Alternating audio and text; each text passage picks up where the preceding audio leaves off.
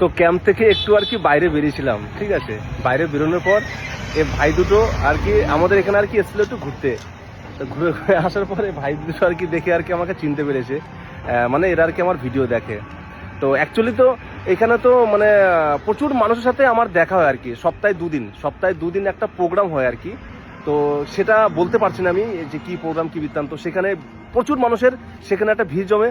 তো সেইখানে আর কি অনেক মানুষ আসে, তো সেখানে অনেক মানুষ আমাকে দেখে দেখে এবং তারা চিনতে পারে আর কি, ভিডিও দেখে আর কি চিনতে পারে সামনে আসার পর আর কি।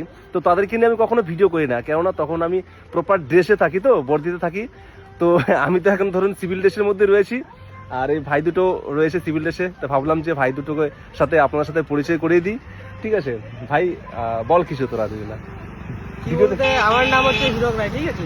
তো আমি এখানে কাজ করছিলাম, তো এদিকে একটু ঘুরতে যাওয়ার সময় দাদার সাথে দেখা হয়ে গেল। তো দাদাকে ডাকলাম, কোথাও হলো।